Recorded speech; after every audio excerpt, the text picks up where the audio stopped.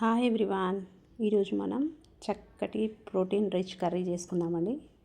Egg, ములక్కాయలు, ఇంకా మెంతికూర. మెంతికూర మనకి హెల్త్కి చాలా మంచిది కదండి.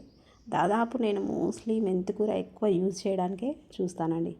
ప్రతి దాంట్లో వేస్తాను. ఆ ఫ్లేవర్ అంటే నాకు చాలా ఇష్టం, హెల్తీ కూడా. ఓకేనా, రెసిపీలోకి వెళ్ళిపోదాం.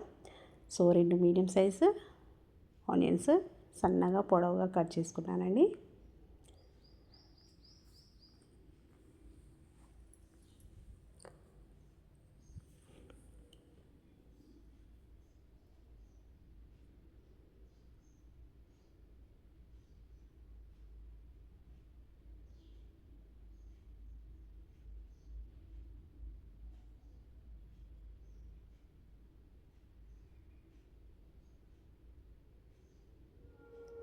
ఆనియన్స్ అన్నీ ఒక ప్లేట్లోకి తీసుకున్నాను. తర్వాత ఎగ్స్ అండి, 6 బాయిల్ ఎగ్స్. వాటికి నేను ఫోర్క్తో చక్కగా ఘాట్లు పెట్టాను. దీనివల్ల పులుసు లోపలికి వెళ్ళి చాలా టేస్టీగా ఉంటుంది.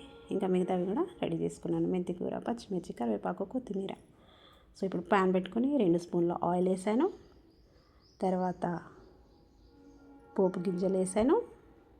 ప్రతి దాంట్లో నేను ఆవాలు యూజ్ చేస్తానండి, ప్రతి కర్రీలో. పచ్చిమిర్చి యాడ్ చేశాను. పచ్చిమిర్చి వేసిన వెంటనే ఆనియన్ వేసేసాను. సో ఇవి కొంచెం ఒక 2 మినిట్స్ అయిన తర్వాత మెంతికూర యాడ్ చేశానండి. మెంతికూర మధ్యలో అలా యాడ్ చేసి కాసేపు వేపాను, మంచి ఫ్లేవర్ వచ్చే వరకు. సో ఇప్పుడు మంచిగా వేగింది కదా. ఇప్పుడు దీంట్లోకి మనం కట్ చేసి పెట్టుకున్న ములక్కాయలు వేసానండి.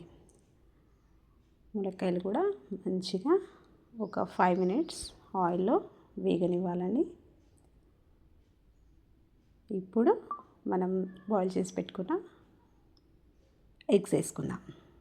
ఎగ్స్ వేసుకొని ఇవి కూడా ఒక 5 మినిట్స్ ఆయిల్లో మగ్గనివ్వాలండి. కర్రీ ఏదైనా స్టెప్ బై స్టెప్ చేస్తే చాలా టేస్టీగా ఉంటుందండి. ఒక 5 మినిట్స్ మగ్గిన తర్వాత దీంట్లోకి ఒక 1/2 స్పూన్ పసుపు వేసాను.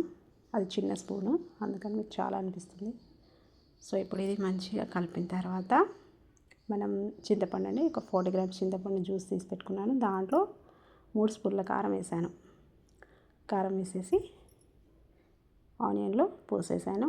ఇప్పుడు ఇది మంచిగా మసలనివ్వాలి.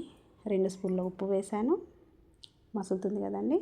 ఈ టైంలో అల్లం వెల్లుల్లి పేస్ట్ వేసాను. మంచిగా కలిపాను. టేస్ట్ కూడా చూసానండి, బాగుంది. ఉప్పు కారం సరిపోయింది. కరివేపాకు వేసాను. తర్వాత ఇంకొక 5 మినిట్స్ తర్వాత ఇది కొంచెం చిక్కబడుతుందండి. కొంచెం చిక్కబడిన తర్వాత ఇప్పుడు ఏంటంటే జీలకర్ర మెంతుల పొడి అండి. నేను ఎప్పుడు డ్రై రోస్ట్ చేసి పెట్టుకుంటాను ఆ పౌడర్. తర్వాత లాస్ట్లో కొత్తిమీర వేసి మంచిగా ఇంకొక 5 మినిట్స్ కొత్తిమీరని మంచిగా ఉడకనిచ్చానండి. సో కొత్తిమీర ఫ్లేవర్ కర్రీకి మంచిగా పట్టింది కదా. అప్పుడు మన కర్రీ రెడీ అయిపోద్ది. Please do like, share and subscribe. Thank you.